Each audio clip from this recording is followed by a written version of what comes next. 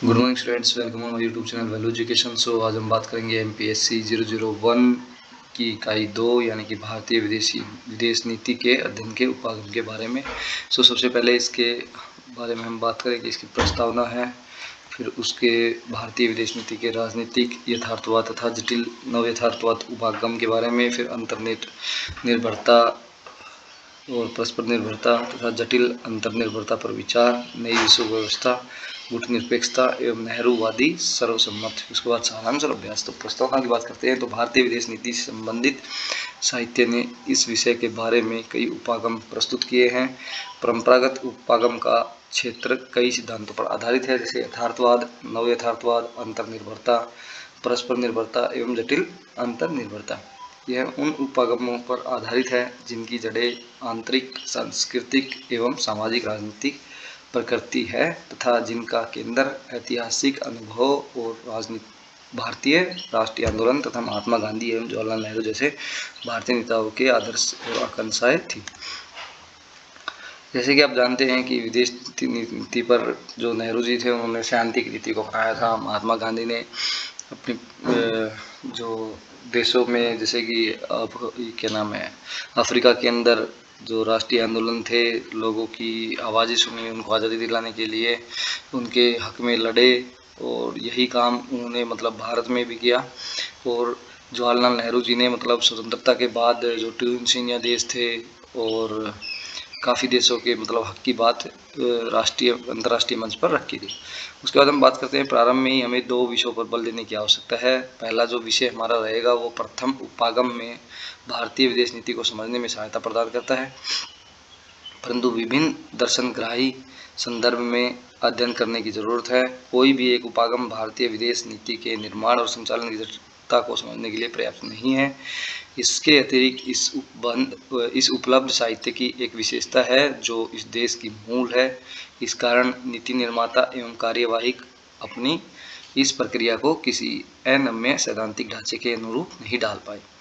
लेकिन यह भी सही है कि विभिन्न उपागमों के अध्ययन ने सिद्धांतों, आदर्शों, प्रक्रिया एवं साधनकर्ताओं एवं शक्तियों पर महत्वपूर्ण सूक्ष्म दृष्टि डाली है, जो देश की विदेश नीति की निर्माण एवं कार्यान्वयन के लिए उचित साधन और उद्देश्य का गठन करते हैं। जैसे कि आपको पता है कि जितने भी उपागम है उनके अध्ययन ने जो सिद्धांत है और जो आदर्श है और जो प्रक्रिया और साधन है और जो भी मतलब करता मतलब जिन्होंने इन चीज़ों पर प्रकाश डाला है, दृष्टि डाली है, उन्होंने बहुत ही सूक्ष्म दृष्टि यानी डीपली जाके इन चीज़ों का अध्ययन किया है और जो विदेश नीति है उनके निर्माण में मतलब अपने उद्देश्यों का गठन किया है। तो जो विदेश नीति का गठन है वो ऐसे ही नहीं हुआ है, उसमें मतलब बहुत बारीकी से काम किया गया है कि किन चीज़ों को ध्यान रखा जाए ताकि जो हमारे विदेश नीति है, जो हमारे अंतर्राष्ट्रीय संबंध है वो अच्छे रहें। सो भारतीय विदेश नीति अंतर्राष्ट्रीय संबंधों की प्रतिक्रियाओं का मिश्रण मात्र नहीं है। जैसे कि हमने आप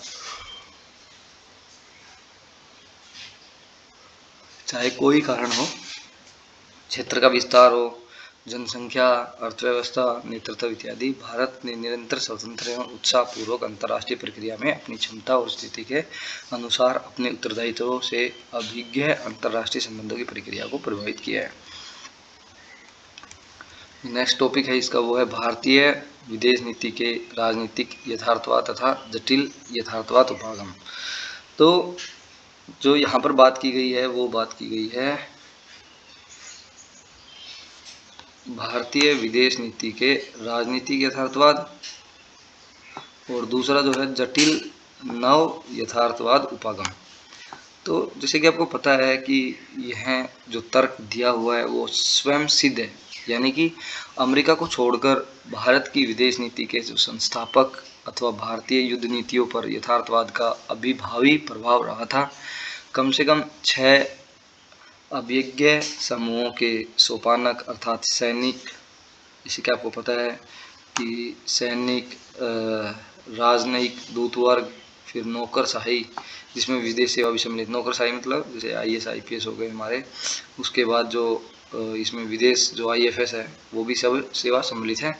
फिर उसके बाद राजनीतिक वर्ग यानी कि सेना, राजनयिक दूतवर्ग मतलब जो हमारे दूतावास में रहते हैं राजनयिक वो, और उसके बाद हमारे जो राजनीतिक वर्ग है, फिर उसके बाद मीडिया है और परिषद सदस्यों ने नीति विशेषज्ञ तथा विदेश नीति संगठन से वैज्ञानिक तथा तकनीककर्ताओं के समुदाय भारत की विदेश नीति के निर्माण में सहायक है। उसके बाद हम बात करते हैं युद्ध नीतिज्ञ समूह आपस में सम्मिलित है तथा राजशक्ति का व्यवहार समूह जैसे अन्य लोगों से ज़्यादा उपयोग करते हैं। यद्यपि आर्थिक उदारीकरण के कारण व्यापार का प्रभाव बढ़ रहा है, जैसे कि आपको पता है कि धीरे धीरे जो हमारा आर्थिक उदारीकरण है उसके कारण क्या हो रहा है, अभी हमारा व्यापार बढ़ रहा है। जैसे हम किसी देश से कुछ चीज़ मंगवा रहे हैं या किसी देश को हम कुछ चीज़ बेच रहे हैं, तो इस तरह से जो हमारी व्यापारिक क्रियाएं हैं वो बढ़ रही है। तो जितने हमने 6 अभिनय के समूह के बारे में पढ़ा, जैसे सेना थी, राजनीतिक वर्ग थे, दूत थे और राजशाही थी, नौकरशाही थी और परिषद सदस्य थे, इन सब चीज़ के बारे में हमने पढ़ा है। तो भले ही प्रभाव न कर सके, मतलब ये मध्यम सोपानक भले ही प्रभाव न कर सके, परंतु लोकप्रिय स्तर पर नीति को वैधता प्रदान करती है, नीति को वैधता प्रदान करते हैं। यह आश्चर्यजनक नहीं है, क्योंकि विदेश नीति एवं कूटनीति को विशिष्ट वर्ग ही प्रभावित करते हैं। जैसे कि ऐसा नहीं कि मतलब कोई इसके लिए कोई सामान्य वर्ग मतलब इन चीज़ों को प्रभावित नहीं कर सकता। जो विदेश नीति और कूटनीति हमारी, इसके लिए विशिष्ट वर्ग ही इनको प्रभावित कर सकते हैं।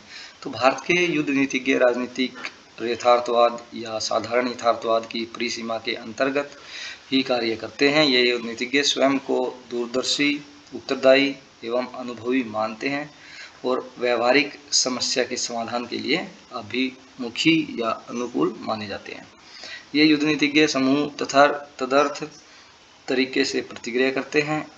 इसके विपरीत ये युद्ध नीतिज्ञ समूह विदेश नीति के उद्देश्यों की प्राप्ति के लिए अपने मूलभूत लक्ष्यों और साधनों से अभिज्ञ है। राजनीतिक यथार्थवाद शक्ति को अंतरराज्यीय संबंधों का आधार मानता है, जो कि सामान्यतः संघर्षात्मक तरीका माना जाता है, जहां प्रत्येक राज्य स्वार्थपरक तरीके से अपने हित की प्राप्ति में लगा रहता है। और जो हमने इसकी 2 मान्यताओं के बारे में बात की थी, यानी कि प्रथम जो मान्यता है वो भारत राज्य की सुरक्षा सर्वोपरि है। सबसे पहले कोई भी देश हो वो अपने राज्य की सुरक्षा को सर्वोपरि मतलब सबसे ऊपर रखता है। उसके बाद उसकी जो भी गतिविधियाँ, आर्थिक गतिविधियाँ है, वो सब चीज़ें उसके बारे में बाद में सोचते हैं। इसे राष्ट्रीय हित माना जाता है। जैसे कि सुरक्षा की बात की जाती है, ये राष्ट्रीय हित होता है। बाकी सभी तत्व और लक्ष्य एवं बुनियादी राष्ट्रीय हित के अधीनस्थ है, मतलब बाकी सब तो उसके अधीनस्थ है। जैसे व्यापार हुआ, वाणिज्य, जो भी कुछ भी आपके क्रियाएं कर रहे हो वो सब चीज़ सेकेंडरी है। यह सभी राजनीतिक एवं युद्ध नीतिज्ञ चिंतन एवं योजनाओं का मार्गदर्शन है।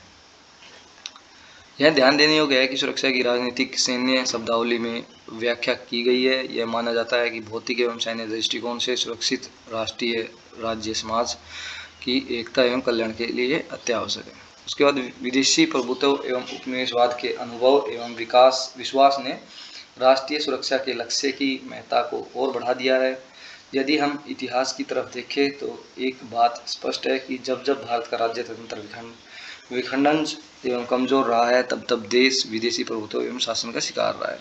दूसरी मान्यता के अनुसार, जो कि प्रथम मान्यता से संबंधित है, अंतर्राष्ट्रीय व्यवस्था वास्तव में एक अंतर्राज्य व्यवस्था है।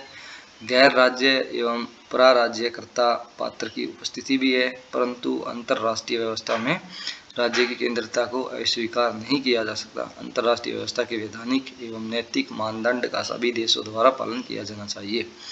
जो अंतर्राष्ट्रीय व्यवस्था इंटरनेशनल सिस्टम है के जो मतलब जो उन्होंने विधि बनाई है और जो उनके नैतिक मानदंड है, जो उनके एथिक्स है, मॉरल्स वैल्यू है, उन सभी का सभी देशों के द्वारा पालन किया जाए तो मतलब विश्व में बहुत बड़ी मतलब विश्व में शांति कायम रखी जा सकती है, क्योंकि उन्हीं के पास शक्ति है। लेकिन जो विश्व की बड़ी शक्ति है, जो जैसे कि आपको पता है कि इंटरनेशनल सिस्टम यानी कि अंतर्राष्ट्रीय व्यवस्था को विश्व की जो बड़ी शक्तियाँ है वही गठित करती है, क्योंकि उन्हीं के पास शक्ति है।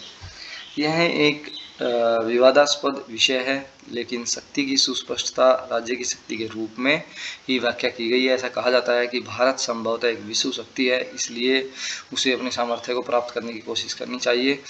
इसकी विदेश नीति को इस आकांक्षा को प्रतिबिंबित करना चाहिए तथा इसकी उपलब्धियों को प्रोत्साहित करना चाहिए। भारत का जो परमाणु और जो मिसाइल विकास कार्यक्रम है और अंतरिक्ष अनुसंधान तथा वैज्ञानिक एवं तकनीक उपलब्धियां जो है ऐसनिक नियंत्रण के अधीन एक विशाल और पेशेवर सुरक्षा बल भी है। मतलब हमारे पास बहुत बड़ी सेना है, हमारे पास जो परमाणु और मिसाइल विकास का जो कार्यक्रम है और जो अंतरिक्ष अनुसंधान है।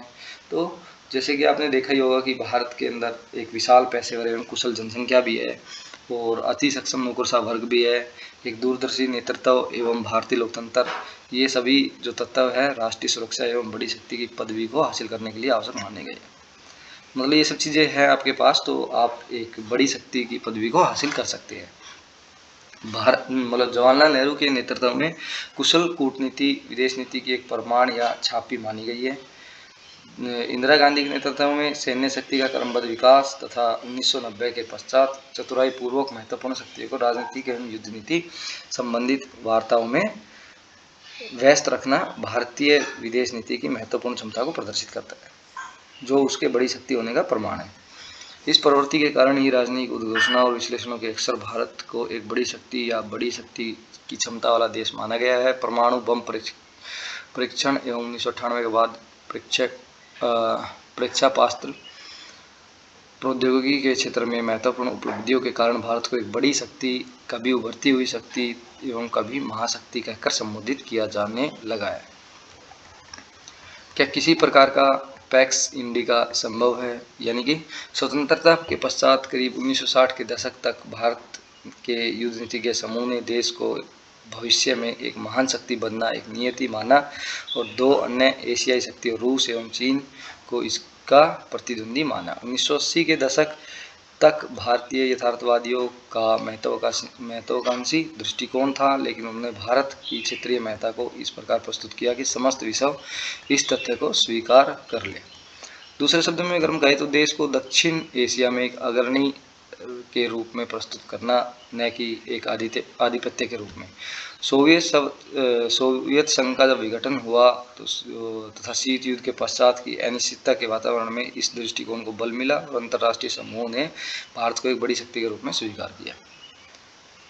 उसके बाद हम बात करते हैं इसके नेक्स्ट टॉपिक की।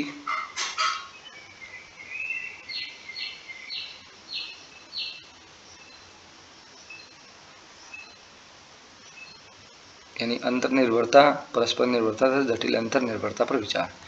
एक प्रचलित दृष्टिकोण के अनुसार भारत के घरेलू कारक तथा विदेश नीति प्राथमिकताओं के बीच गहरा संबंध है। राजनीतिक सैनिक सुरक्षा से संबंधित संकीर्ण तथा सामान्य धारणा न सिर्फ गतिहीन है बल्कि पुरानी भी है। 1990 के दशक में अधिकतर लेखों में यह कहा गया है कि भारत की विदेश नीति राजनीतिक अस्थिरता एवं विचारधारा की इस अनिश्चितता से गुजर रही है कि बाह्य संबंधों का मूलभूत लक्ष्य तथा उचित साधन कैसा होना चाहिए।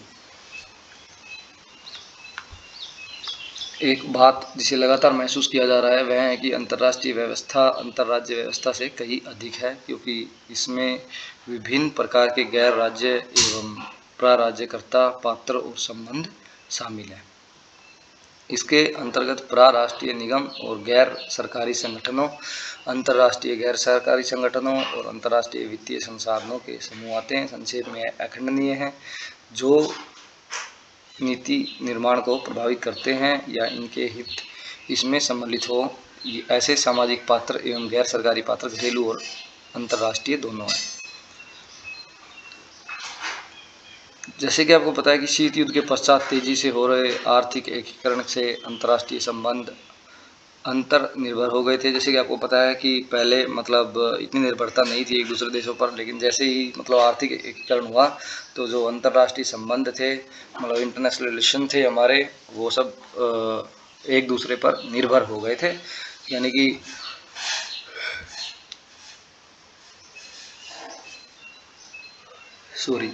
जैसे कि आपको पता है कि पश्चिम के जितने भी विकसित देश है तथा दक्षिण के विकासशील देशों के बीच बढ़ते हुए सामाजिक एवं आर्थिक तथा सभी विकासशील देशों के अंतर्गत विशिष्ट वर्ग एवं गरीबों की विशाल जनसंख्या के बीच बढ़ता हुआ अंतर, जैसे कि विकासशील देशों में जनसंख्या विस्फोट तथा सीमा पार एवं अंदर विस्थापन और विश्वव्यापी पर्यावरण प्रदूषण आदि समस्याओं पर यथार्थवादी विचार नहीं करते हैं।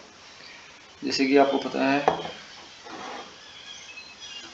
जब शीत युद्ध के बाद जब आर्थिक एकीकरण हो रहा था, तो उसमें दो चीज़ें सामने उभर कर आई। एक तो थे मतलब दो तरह के देश, यानी कि एक तो विकसित देश, दूसरे जो थे वो दक्षिण के विकासशील देश, जो मतलब अपने विकास कर रहे थे।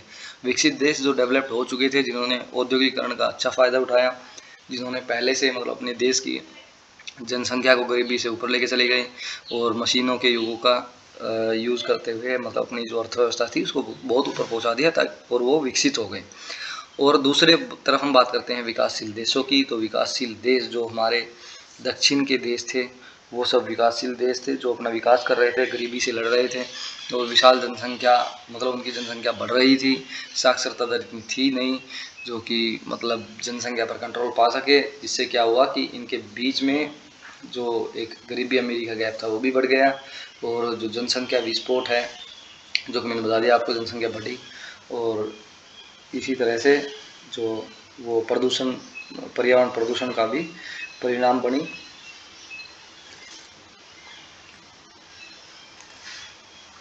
आर्थिककर्ता या फिर प्रतिनिधि प्रक्रिया एवं संस्थाओं का उदय हुआ। ये प्राराष्ट्रीय निकाय है जिनका व्यापार संगठन, विश्व मुद्रा कोष, विश्व बैंक तथा G7 के देश, वित्त का विस्तार एवं ढांचा, तकनीकी नियंत्रण व्यवस्था, ऐसे करके मतलब काफ़ी जो शक्तियाँ बढ़ी, और औद्योगिक देशों, विशेष तौर पर अमेरिका द्वारा विकासशील देशों पर विश्व व्यापार संगठन यानी कि WTO के मसले पर सामूहिक दबाव डालता, ताकि वे अपनी कृषि, औद्योगिक, सेवा, आर्थिक, जैसे कि आपको पता है कि जो अमेरिका है वो विकासशील देशों पर व्यापार संगठन, जो विश्व व्यापार संगठन है यानी कि वर्ल्ड ट्रेड ऑर्गेनाइजेशन WTO के, वो जो विकासशील देश होते थे वो अपने प्रोडक्ट्स लेके आते थे, कृषि, औद्योगिक या सेवा, आर्थिक क्षेत्र को, वो सब उसके ऊपर प्रेशर डालता था, मतलब व्यापार कि उनके व्यापार में जैसे चाइल्ड लेबर लगी है, इस तरह के मतलब कुछ हरकतें करता था, ताकि मतलब उनके ऊपर प्रेशर बना रहे, विकासशील देशों के ऊपर प्रेशर बना रहे। इसी तरह से जैसे कि आपको पता है, जब किसी देश की वित्तीय व्यवस्था या फिर आर्थिक संप्रभुता पर प्रभाव पड़ेगा तो वो अपने आप को कमज़ोर समझने लगता है। कई सैनिक दृष्टि से शक्तिशाली देशों को भी आर्थिक मंदी का सामना करना पड़ा। 1990 के दशक में तो कई देशों का पतन भी हो गया था। भारतीय विदेश नीति की एक मुख्य चुनौती यह है कि वह इन उभरते हुए अंतर्राष्ट्रीय आर्थिक संस्थागत ढांचों में किस प्रकार हस्तक्षेप करे। दूसरे शब्दों में, भारत की विदेश नीति वर्तमान एवं भविष्य में आर्थिक मामलों में काफ़ी प्रभावित रहेगी। प्रश्न यह भी उठता है कि विश्व अर्थव्यवस्था में भारत का क्या स्थान रहेगा। जैसे कि आपको पता ही है, ये मुद्दे चलते रहते हैं।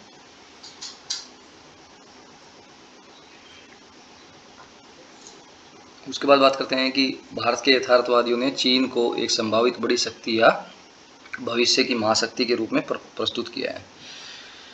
तो यह सलाह भी दी गई कि भारत को चीन के साथ आर्थिक गठबंधन करके लाभ उठाना चाहिए तथा व्यावहारिक तरीके से आदान प्रदान करने की प्रक्रिया से सीमा विवाद को सुलझाना चाहिए। आज के समय में जरूरी नहीं है कि भौगोलिक निकटता एक प्राकृतिक तौर पर प्रतिद्वंद्विता के संबंध से उत्पन्न करे। मतलब जो आज के भारत के यथार्थवादी है, उन्होंने जो चीन है उसको बहुत बड़ी शक्ति और महाशक्ति के रूप में प्रस्तुत किया है। जैसे कि आपको पता होगा, उन्होंने सलाह भी दी है कि भारत को मतलब चीन से मित्रता कर लेनी चाहिए और उनसे मतलब आर्थिक गठबंधन करके लाभ उठाना चाहिए, और जो उनके व्यवहारिक तरीके हैं उनके द्वारा जो सीमा विवाद है उनको सुलझा लेना चाहिए, ताकि उनको लाभ मिले और देश की जो आर्थिक स्थिति है वो बेहतर हो जाए।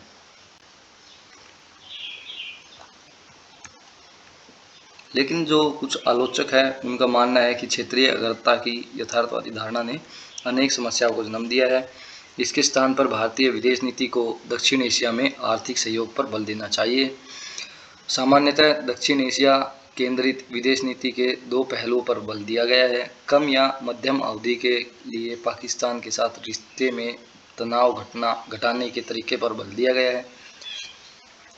ये सब मुद्दे वही है जो मतलब हमारे पुराने टाइम से चले आ रहे हैं। पाकिस्तान के साथ मुद्दे हैं, सीमा पार आतंकवाद है, वो सब चीज़ें इसमें बताई गई है। जिससे कि आप अच्छी तरह से अवगत हैं कि क्यों एक देश दूसरे देश से मतलब के बीच मतलब आतंकवाद फैलाता है, क्यों एक देश दूसरे देश पर हमला करता है। तो नई विश्व व्यवस्था के बारे में बात करते हैं। धनी एवं गरीब तथा कमजोर और शक्तिशाली के बीच अंतर निर्भरता एक विषम संबंध को जन्म देती है। वैश्वीकरण का अर्थ है अन्य बातों के अलावा यह भी है कि जो नीति निर्माण का केंद्र राष्ट्रीय संप्रभुता के नियंत्रण से स्थानांतरित हो रहा है। अंतर्राष्ट्रीय संबंधों में घटती हुई स्वायत्तता का अर्थ है नीति निर्माण शक्ति का ह्रास सिर्फ आर्थिक ही नहीं बल्कि राजनीतिक क्षेत्र में भी हुआ है। चाहे वह निवेश से संबंधित नीतियाँ हो या फिर प्रौद्योगिकी का आयात या विदेशी ऋण हो, और उसके साथ शर्तें जुड़ी होती है। जैसे कि आपको पता है कि भारत जब भी किसी कंट्री से लोन लेता है तो उसके साथ शर्तें जुड़ी होती है, वो काफ़ी शर्तें थोप देते हैं, तो जिसके कारण उन पर बहुत बुरा असर पड़ता है, बोझ पड़ता है, जिससे कि उन्हें अपनी जो नीतियाँ है उनको थोड़ा मतलब कमज़ोर करना पड़ता है, और जो नीतियाँ उनकी स्ट्रिक्ट रहती है उनमें भी थोड़ा उनको कमज़ोर करना पड़ता है। ये शर्तें सिर्फ आर्थिक ही नहीं बल्कि राजनीतिक, सामाजिक, लोकतांत्रिक व्यवस्था को भी, जैसे मैंने आपको बता दिया, इसने सरकार न सिर्फ शक्तिहीन बल्कि अलोकप्रिय व असंवैधानिक बनकर रह जाती है। तो जब काम करते हैं तो उसमें क्या है कि जो सरकार की छवि है वो खराब हो जाती है। इसके साथ साथ इसके परिणाम सामाजिक सामंजस्य एवं स्थायित्व के लिए भी हानिकारक है। आंतरिक तरीके से सर्वसम्मति होना और विचारधारा की पसंद या वरीयता को त्याग कर प्रत्येक देश ने आर्थिक, राजनीतिक, सामाजिक क्षेत्र व अंतर्राष्ट्रीय मान्यता प्राप्त नियमों को अपनाया है।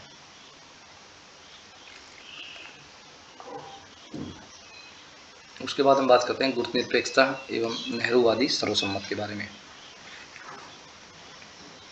तो जैसे कि आपको पता है कि काफ़ी समय के लिए, विशेष तौर पर नेहरूवादी समय में, गुटनिरपेक्षता भारतीय विदेश नीति के अध्ययन का एक मुख्य दृष्टिकोण था। भारत में कभी भी विश्व का दृष्टिकोण एवं वहाँ उसका स्थान इतना सशक्त नहीं रहा जितना कि गुटनिरपेक्षता के स्वर्णकाल के दिनों में, यानी 1950 से 1960 के दशकों में था। 1970 के दशक तक भारतीय विदेश नीति का लक्ष्य साधन सामंजस्य के बजाय सशक्त था। जब नेहरूवादी सहमति का पतन हुआ, क्योंकि भारतीय विदेश नीति अंतर्राष्ट्रीय विषयों पर उच्च नैतिकता का पालन करती थी, तो 1962 के चीनी आक्रमण के कारण गुटनिरपेक्षता भारतीय सुरक्षा को निश्चित करने में असक्षम रही और भारत की बड़ी शक्ति की महत्वाकांक्षा को धक्का लगा। यद्यपि यह अस्वीकार नहीं किया जा सकता कि तृतीय विश्व एकता, जो गुटनिरपेक्षता का आधार है, आज भी भारतीय विदेश नीति को महत्वपूर्ण तरीके से प्रभावित करती रही है। नेहरूवादी सर्वसम्मत भारतीय राष्ट्रीय आंदोलन के काल में विकसित आदर्शों एवं सिद्धांतों पर आधारित था। राष्ट्रीय आंदोलन में महात्मा गांधी का गहरा प्रभाव था। हम लोगों ने जो संघर्ष किया वह राजनीतिक स्वतंत्रता मात्र नहीं है बल्कि भारतीय सभ्यता का सांस्कृतिक एवं नैतिक उदय था। नेहरू ने दो विश्व युद्धों के मध्य की अंतर्राष्ट्रीय संबंध की व्याख्या करने के लिए गांधीवादी नैतिक और सामाजिक आवश्यकताओं का संयोजन किया। नेहरू ने यह स्थापित किया कि अंतर्राष्ट्रीय संबंधों के दो प्रमुख प्रतिमान हैं, शक्ति की राजनीति एवं बल प्रयोग का भय। इन प्रतिमानों के कारण ही प्रथम विश्व युद्ध भड़का, राष्ट्रसंघ की विफलता हुई, फांसीवाद का उदय हुआ और सहबंधन की राजनीति एवं विपरीत सहबंधन के कारण ही द्वितीय विश्व युद्ध की शुरुआत हुई। नेहरू को इस बात का ज्ञान था कि अमेरिका और सोवियत संघ के बीच की प्रतिद्वंद्विता का कारण भी यही प्रतिमान है। यह शोधकर्ताओं के बीच का तर्क है कि नेहरू आदर्शवादी थे। उन्होंने भारतीय विदेश नीति को कुछ आदर्शों पर आधारित करना चाहा, अथवा यथार्थवादी थे जो कूटनीति के सहारे अंतर्राष्ट्रीय व्यवस्था की शक्ति को राजनीति का निवारण करना चाहते थे। भारतीय विदेश नीति को गुटनिरपेक्षता के सिद्धांत पर आधारित कर नेहरू अंतर्राष्ट्रीय व्यवस्था के नियामक परिवर्तन लाना चाहते थे तथा उसके पश्चात भारत के राष्ट्रीय हितों की पूर्ति करना चाहते थे। उन्होंने इन लक्ष्यों की पूर्ति कैसे की? प्रथम, गुटनिरपेक्षता एशिया एवं अफ्रीका के नवोदित देशों की स्वतंत्रता और कार्यों में स्वतंत्रता पर आधारित थी।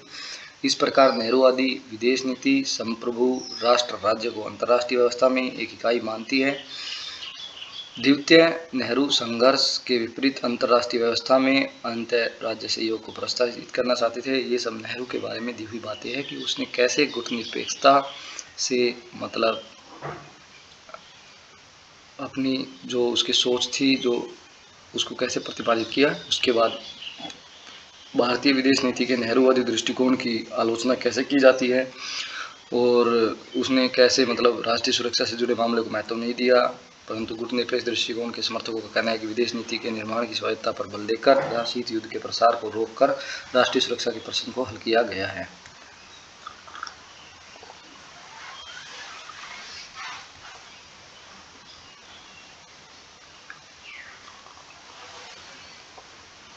इसी तरह से ये हमारा सारांश है, यानी कि भारतीय विदेश नीति प्रभाव, तत्वों, लक्ष्यों एवं प्रतिक्रियाओं का मिश्रण है। इसी कारण भारत की विदेश नीति के अध्ययन के लिए कोई एक निश्चित सैद्धांतिक उपागम नहीं है। भारत की विदेश नीति के अध्ययन के लिए सबसे उपयुक्त विभिन्न दर्शनग्राही उदार उपागम है।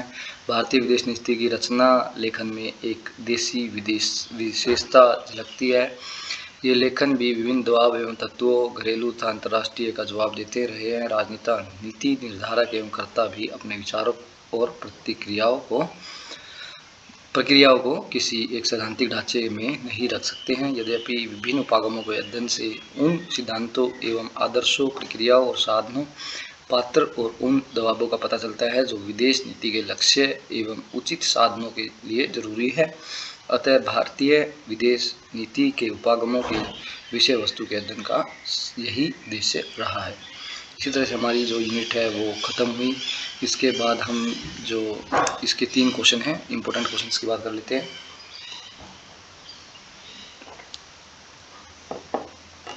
जो इसमें मोस्ट इम्पोर्टेंट क्वेश्चन है वो क्वेश्चन नंबर 3 है। इसमें आप नेहरूवादी के बारे में भी पढ़ लेंगे और उसके मतलब विदेश नीति के बारे में सब पढ़ लेंगे। इसी तरह से हमारी यूनिट ख़त्म हुई। अब नेक्स्ट यूनिट के बारे में चर्चा करेंगे कल। Thank you.